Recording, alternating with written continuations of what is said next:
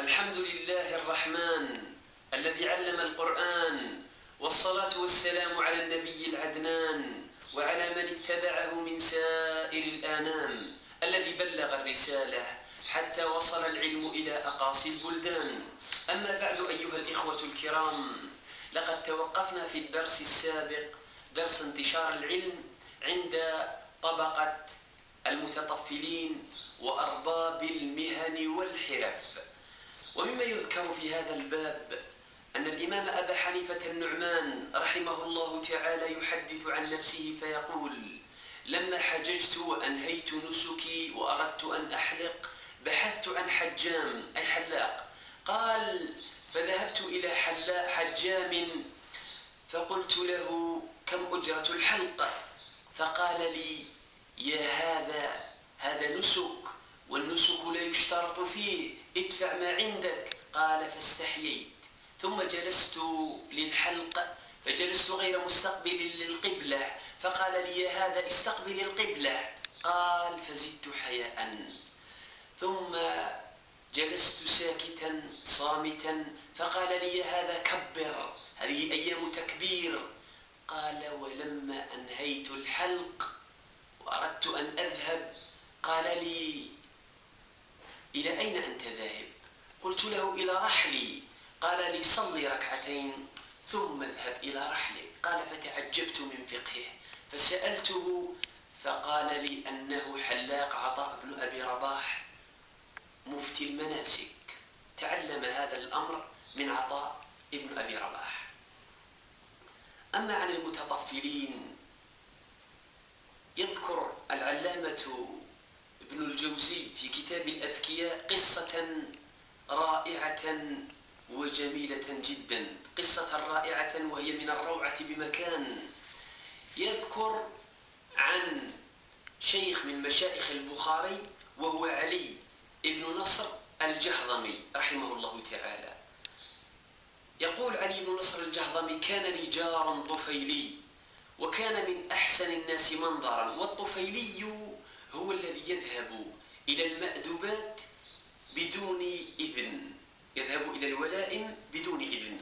قال: كان لي جار طفيلي وكان من أحسن الناس منظرا وأعذبهم منطقا وأطيبهم رائحة وأجملهم ملبوسا، وكان من شأنه أني إذا دعيت إلى دعوة تبعني فيظن الناس أنه صاحب لي فيكرمونه من أجلي. واتفق يوما أن جعفر بن القاسم الهاشمي أمير البصرة أراد أن يختن بعض أولاده. قال: فقلت في نفسي: كأني برسول الأمير قد أتاني وكأني بهذا الطفيلي قد تبعني، والله لأفضحنه. قال: فلبثت قليلا فجاء رسول الأمير يدعوني، فما زدت على أن لبست ثيابي وخرجت وإذا بالطفيلي واقف أمام باب داره قد لبس ثيابه وتهيأ لي الرحيل. قال: فمشيت فتبعني. قال: فلما دخلنا دار الأمير وجلسنا ساعة ووضعت الموائد كان هذا الطفيلي جالسا إلى مائدتي. قال: ولما وضع الطعام فمد يده لتناول الطعام. قال: قلت: حدثنا درست بن زياد عن أبان بن طارق عن نافع عن ابن عمر أن النبي صلى الله عليه وسلم قال: من دخل دار قوم بغير إذنهم فأكل طعامهم دخل سارقا وخرج مغيرا. قال: فقال هذا الطفيلي: والله أثبت لك عثرا والله من هذا الكلام. قال: أثبت لك عثرا والله من هذا الكلام. ترى لم يستحي ولم يحمر الوجه تاعه. قال مباشرة: أثبت لك عثرا والله من هذا الكلام.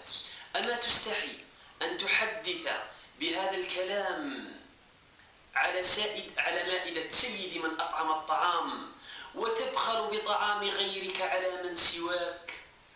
يقصد الأمير. فإن كل من في المجلس يظن أنك تعرض به دون صاحبه، ترى هو المقصود. ثم قال: ألا تستحي أن تحدث عن درست بن زياد وهو ضعيف. ترى الرجل هذا الطفيلي كان متمكنا حتى في علم الأسانيد. تحدث عن درست بن زياد وهو ضعيف، وعن آبان بن طارق وهو متروك الحديث يحكم برفعه إلى النبي صلى الله عليه وسلم والمسلمون على خلافه. ترى متمكن أيضا حتى في أصول الفقه، يعرف الإجماع وغير ذلك. المسلمون متفقون على خلافه. قال لأن حكم السارق القطع وحكم المغير على ما يراه الحاكم، يعصره الحاكم أو الإمام على ما يراه. ثم بدأ استرسل في الكلام فقال: وأين أنت من حديث حدثنا أبو عاصم النبيل؟ ترى عنده حتى علم الإسناد. حدثنا أبو عاصم النبيل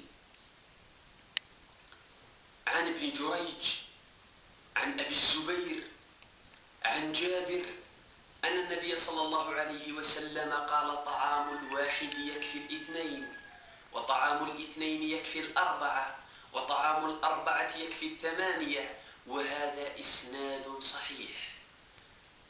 علي بن نصر الجهضمي قال: فأفحمني، وهو محدث، قال: فأفحمني فلم يحضرني له جواب.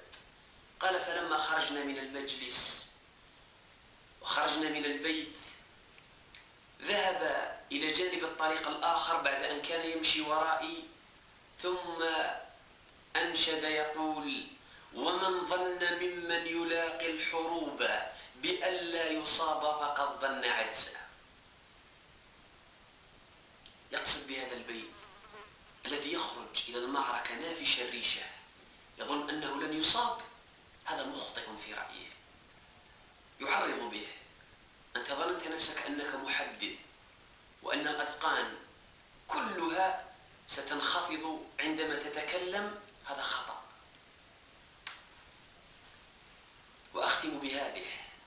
ذكر أيضا ابن الجوزي أن طفيليا ذهب إلى مأدبة فأغلق الباب دونه، فاكترى سلما وصعد على الحائط، فرآه صاحب البيت قال له: أما تخاف الله سبحانه وتعالى؟ تنظر إلى حرمي وإلى بناتي؟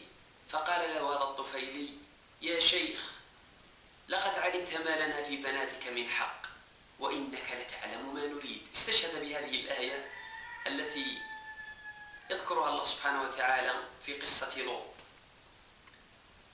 فضحك صاحب البيت وقال له: انزل لتأكل. نسأل الله سبحانه وتعالى أن يرجع تلك الأيام، ليس أيام التطفل لكن أيام العلم، عندما كان منتشرا حتى وصل إلى هذه الطبقات. وإلى لقاء آخر إن شاء الله، والسلام عليكم ورحمة الله تعالى وبركاته.